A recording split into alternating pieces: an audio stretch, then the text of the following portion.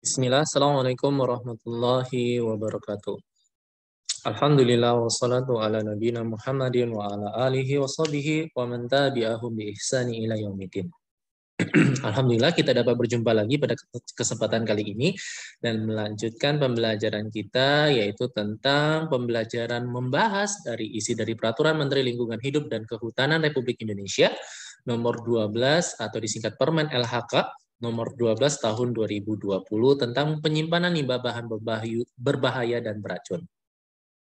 Saya berdoa kepada Allah Subhanahu wa taala semoga Allah memberikan kita kemudahan di dalam memahami dan mencerna dari isi peraturan Menteri Lingkungan Hidup ini. Pada kesempatan ini kita akan melanjutkan lagi pembelajaran kita yaitu bagaimana cara penyimpanan limbah B3 pada waste impoundment. Pada pertemuan sebelumnya kita telah mempelajari cara penyimpanan limbah B3 pada bangunan, kontainer, lalu silo, lalu waste pile, dan yang sekarang kita akan mempelajari bagaimana menyimpan limbah B3 pada waste impoundment. Waste impoundment itu seperti apa? Seperti ini bentuknya dari peraturan menteri, dari peraturan PP nomor 12 ini, yang mana kalau bedanya waste pile dengan waste impoundment, yaitu kalau waste pile itu adalah bentuknya padatan, kalau waste impoundment bentuknya cairan. Yang mana bentuk cairannya itu dibentuk seperti dalam kolam. Kolamnya ini dilapisin oleh lapisan HDPA atau High Density Polyethylene. Atau juga bisa atau beton dengan permeabilitas hingga 10 sampai 7 cm per detik. Ini nanti kita akan pelajari khusus di lampirannya ada nanti, insya Allah. Nah, caranya yaitu yang pertama adalah penyimpanan limbah B3 pada waste impoundment wajib memenuhi ketentuan. Yang pertama, tidak melakukan pencampuran limbah. Kembali lagi, tidak melakukan pencampuran limbah B3 dari sumber spesifik khusus. Ini sama dengan yang tadi ya, waste pile. Yang kedua, baku mutu air limbah untuk air pada kolam penampungan air sebelum dibuang ke media lingkungan itu sesuai dengan baku mutu air limbahnya. Ini sama dengan juga waste pile-nya tadi. Yang kedua, dalam hal terdapat endapan pada kolam penampungan air sebagaimana dimaksud pada ayat 1 dan huruf B yang ini ya. Endapan wajib dikembalikan ke waste impoundment. Kalau di sini tadi ya. Nah, di sini ada kolam penampungan air. Nah, di sini kan kalau misalnya kebanyakan, sini misalnya terjadi kebanyakan atau termasuk masuk air ke dalamnya, ke dalam tempat waste impoundment-nya, di sini kan ada spillway-nya. Spillway ini adalah aliran air yang mana bila bila limbah yang ada di dalam waste impoundment-nya ini berlebih ke atas sehingga tidak overflow nantinya keluar ke lingkungan sini. Jadi dia lewatnya ke spillway yang ini ya. Spillway nanti masuk ke sini kolam penampungan air. Di kolam penampungan air ini bila ada endapan maka dikembalikan lagi ke dalam waste impoundment-nya. Nah, baku mutu airnya tadi di mana? Baku mutu airnya tadi dilihat pada sumur pemantauannya di sini. Ini pada hulu, yang sini hulu, yang ini hilirnya. Dilihat baku mutu airnya. Apakah baku mutu airnya itu masih bagus atau tercemar dari limbah B3-nya ini? Menggunakan apa? Di sini baku mutu air limbah.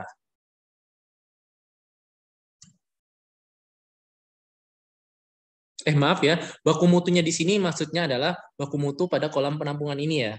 Kolam penampungan ini. Kalau baku mutu ini adalah baku mutu untuk melihat apakah limbah B3-nya ini itu masih apa ya? Apakah lapisan HDPA-nya ini, lapisan HDPA-nya yang ini yang hitam atau betonnya ini apakah masih bagus, kokoh atau limbah B3-nya ini bisa keluar dari lapisan HDPA-nya. HDPA-nya sehingga air tanahnya ini juga tercampur dari limbah B3-nya. Oleh karena itulah diperlukan sumur pemantau ini. hulu dan hilir. Hulunya untuk bagian sini, hilirnya pada bagian sini. Untuk melihat apakah lapisan HDPA-nya masih tetap bagus atau sudah rusak, sehingga limbah B3-nya bisa masuk ke dalam air tanah. Jadi yang sesuai baku mutu air limbahnya di sini ya, kolam penampungan air.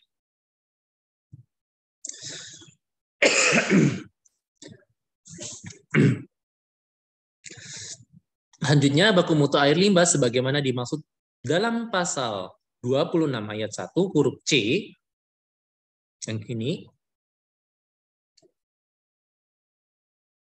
huruf C pasal 26 ya, tadi yang atas ya, berarti 26 ini pada waste pile, dan pasal 27 ayat 1 huruf B. B ini berarti kalau yang C ini 26. Nah, dan 26 ayat 1 itu pada waste pile. Kalau yang pasal 27 ayat 1 itu pada yang waste ini ya, waste impoundment. Huruf B tercantum dalam lampiran 3. Nah, nanti ada di lampiran 3. Nanti kita akan pelajari di lampiran 3. Lampiran 3 yang merupakan bagian tidak terpisahkan dari peraturan menteri ini. Dalam hal air pada kolam penampungan air tidak memenuhi di sini ya, kolam penampungan air tidak memenuhi baku mutu sebagaimana dimaksud pada ayat 1 yang ini, maka wajib dilakukan pengolahan terlebih dahulu hingga memenuhi baku mutu air limbah. Jadi tempat kolam penampungan air ini bila tidak sesuai dengan baku mutu, maka harus diolah terlebih dahulu. Tempat penampungan airnya yang di sini ya, kolam penampungan air, bila tidak sesuai dengan baku mutu, maka harus dilakukan treatment terlebih dahulu untuk menurunkan kadar konsentrasi air limbahnya sehingga memenuhi baku mutu air limbah. Demikian untuk pembahasan kita pada cara penyimpanan limbah B3 pada waste impoundment.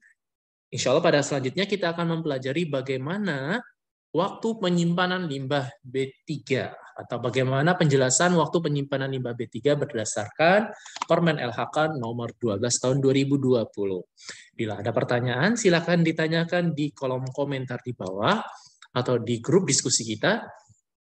Bila ada tutur kata yang salah, saya mohon maaf. Saya tutup. Assalamualaikum warahmatullahi wabarakatuh. Wabarakallahu fikum.